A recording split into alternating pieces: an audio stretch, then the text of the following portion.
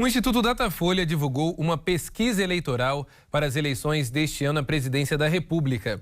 A pesquisa ela foi feita nos dias 27 e 28 de julho e foram entrevistados 2.566 eleitores em 183 cidades. A margem de erro é de 2 pontos percentuais para mais ou para menos. No primeiro turno, a pesquisa Datafolha mostra o ex-presidente Lula, do PT, em primeiro lugar, mantendo os 47% de intenções de voto da pesquisa anterior. O atual presidente Jair Bolsonaro, do PL, aparece em segundo, com 29% das intenções, 1 ponto percentual a mais do que na última pesquisa. Depois vem Ciro Gomes, do PDT, com 8% das intenções de voto.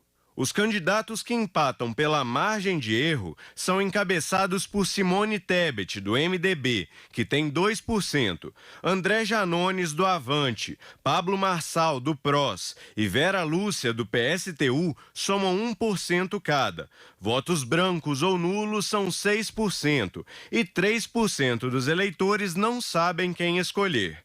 Luciano Bivar, do União Brasil, General Santos Cruz, do Podemos, Leonardo Péricles, do União Popular, Felipe Dávila, do Novo, Eimael, do Democracia Cristã e Sofia Manzano, do PCB, não pontuaram. O Instituto também realizou uma pesquisa espontânea, em que os nomes dos possíveis candidatos não são apresentados aos eleitores. Nessa pesquisa, Lula lidera com 38% e Bolsonaro tem 26%. Ambos caíram 1 ponto percentual em relação à última pesquisa. Ciro manteve 3% e Tebet tem 1% das intenções. Indecisos também caíram 1 ponto e agora somam 26%. Pedro Bonenberg, de fato, é uma pesquisa que não há muita diferença para as demais. Eu lembro que no início do jornal você comentou justamente isso, que foi a primeira pesquisa após o início das convenções. Qual será o foco do eleitor para a disputa deste ano? Afinal de contas, parece que nada muda, parece que estacionamos nesses dados. O ex-presidente Lula continua na vantagem. O presidente Jair Bolsonaro começou a oscilar um pouco, mas se manteve também na mesma posição. O que será que a gente pode tirar de conclusão dessa pesquisa? Pois é, Elias, é uma pesquisa de fato importante, como a gente falou, a primeira após a oficialização das candidaturas dos presidenciáveis. Então, tivemos convenções realizadas na última semana e agora essa pesquisa sai trazendo algumas conclusões. De fato, tem razão, Elias, foram poucas mudanças e para mim, na minha avaliação, com os dados que nós tivemos disponíveis, isso está diretamente relacionado ao nível de rejeição dos candidatos. Olha, 53% disseram que não votariam de jeito nenhum no atual presidente Jair Bolsonaro do PL e no candidato Luiz Inácio Lula da Silva do PT, 36% disseram que não votariam de jeito nenhum. Então nós temos, de fato, uma polarização bastante acentuada e que parece pra gente, a princípio, mostrar que existe um percentual baixo, um espaço baixo de crescimento para os candidatos, né, que estão concorrendo neste momento. E por isso também temos essa pesquisa mostrando uma estabilidade nesses números. Lula ainda tem uma vantagem bastante expressiva, são 18 pontos no primeiro turno, de acordo com o Datafolha publicado hoje, a pesquisa já publicada hoje aqui no país. E isso, é claro, é bastante relevante e tem relação provavelmente com essa rejeição altíssima do atual presidente Jair Bolsonaro, que chega a mais de 50%, conforme a gente trouxe aqui a informação para o nosso telespectador. Agora, uma pesquisa muito importante, um recorte muito importante é nessa pesquisa espontânea. O que é a pesquisa espontânea? A pesquisa espontânea é quando você pergunta ao eleitor em quem ele vai votar sem dizer qualquer nome. Então, quando a gente fala dessa diferença de 18 pontos, é na pesquisa falando, olha, tem tais candidatos, em quem você votaria? E é claro que os eleitores respondem algum nome. Agora, quando não é citado nenhum nome, Lula também tem uma vantagem importante, ele tem 38% contra 26% de Jair Bolsonaro, Mas o dado talvez mais relevante nesse sentido desse recorte, Elias, seja o eleitor que não sabe ainda em quem vai votar. São 25% dos eleitores dizendo que não sabem ainda em quem votar na pesquisa espontânea.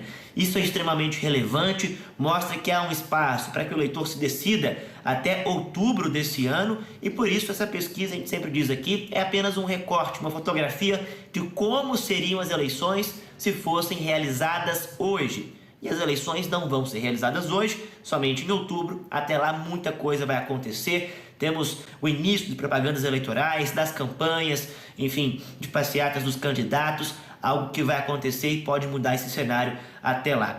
No segundo turno, um dado importante também para a gente fechar esse assunto, Elias, é em relação a caso Ciro Gomes, que é o terceiro colocado, disputasse com os candidatos mais bem avaliados nesse momento, Lula e Bolsonaro. Lula venceria de Ciro Gomes, de acordo com o Datafolha, de 52% a 33%. Agora, bastante interessante esse resultado. Olha, Bolsonaro perderia para Ciro Gomes de 51% a 38%, mostrando que a rejeição ao presidente é bastante elevada, bastante acentuada e que pode, sim, influenciar diretamente no primeiro turno, mas também em um segundo turno com outro candidato que não fosse Luiz Inácio Lula da Silva. Como eu disse, tem muito o que acontecer ainda até outubro. Vamos acompanhar se nas próximas pesquisas teremos alguma mudança, mas nessa, pelo menos a princípio, é um cenário de estabilidade que nos indica a Datafolha, Elias.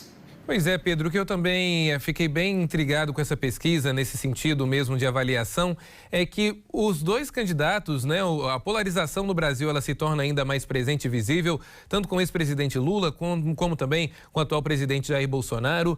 Ambos são candidatos que estão sempre na mídia, sempre com os discursos também que todos nós conhecemos, amando ou odiando. São os dois candidatos mais fortes que temos aí até o momento na pesquisa.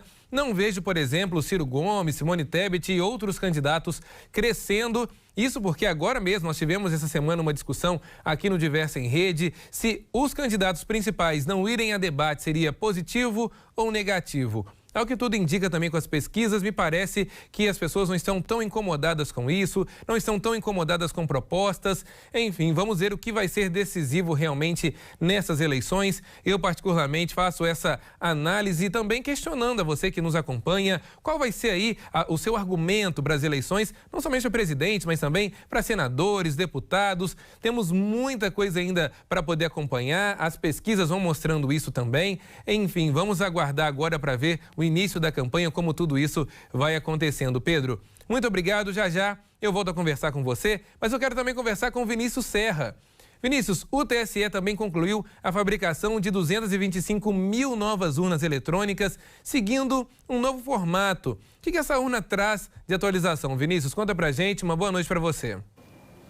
Boa noite, Elias. Boa noite a todos que nos acompanham. Então, esse modelo, que é chamado de UE 2020, ele vai trazer algumas atualizações. Talvez a mais impactante seja o processador. Ele vai ser 18 vezes mais rápido do que o anterior. Isso implica tanto na hora de computar os votos no final, mas também ali agilizar um pouco o processo na hora da votação. Outra mudança que a gente vai ter também vai ser um pouco no design. Ela vai ter um teclado diferente e também a bateria foi programada para durar durante toda a vida útil do aparelho.